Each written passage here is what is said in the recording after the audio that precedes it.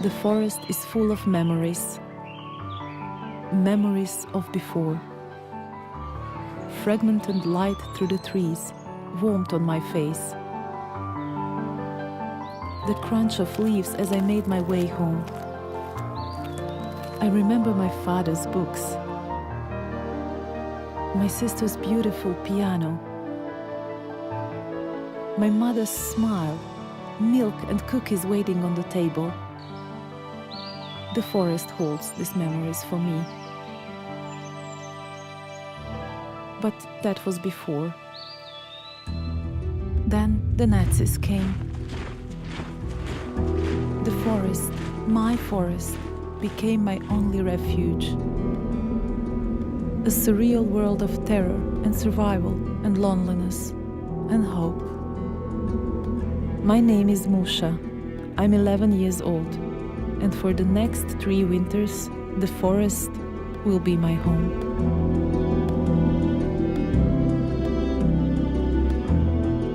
This is a true story you've never heard. When the Germans marched into Chorzow, Poland in 1941, they created, then destroyed a ghetto for Jewish families. A town of approximately 5,000 Jews, only 2 survived. Musha was one of them. Her father was taken, her sister disappeared, and on the eve of the liquidation, her mother led her to a river where they hid in the water all night as machine guns blazed in the bulrushes on the water's edge. A guard started screaming, "I see you there, Jews, come out." When the others surrendered, they were shot. But we stayed in the water for 4 days. Once, after dozing off, Musha woke to find her mother had vanished. This would be the beginning of the end. Now alone, she would become a child of the forest, where she would live a life of hiding and searching, surviving on anything she could find, roots, bugs, sneaking onto farms, risking her life for a few eggs. At night, she dug a shallow pit in the earth and slept in what she called her little grave covered with sticks and leaves. She stayed in a constant state of movement, forest to forest, hoping to find her family. Once she met a group of refugees. Spotted by some children, they all hid in a haystack. Pretty soon, we heard voices. It sounded as if the entire village was there. They were singing and joking. They surrounded our haystack, screaming terrible things and telling us to come out. They took pitchforks and stabbed the haystack again and again. I heard cries around me. It seemed to last forever. Then all became quiet.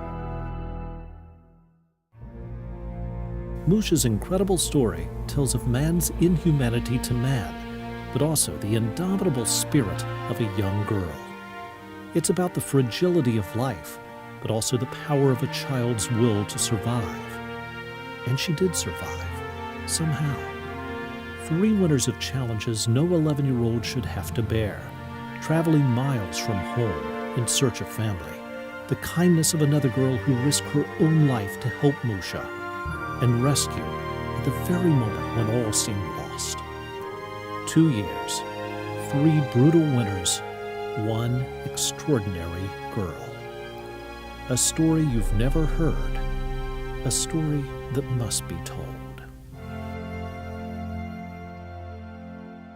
Hello, my name is Jack Grossman, and before my dear friend Charlene Schiff recently passed away, I promised her that her story would be told to the world. Her story of undying love and tremendous faith. Her heart-pounding story of survival during humanity's darkest time. This story, with your help, will become an emotional, riveting, true-life story of a young girl whose experiences will challenge your most rational thoughts.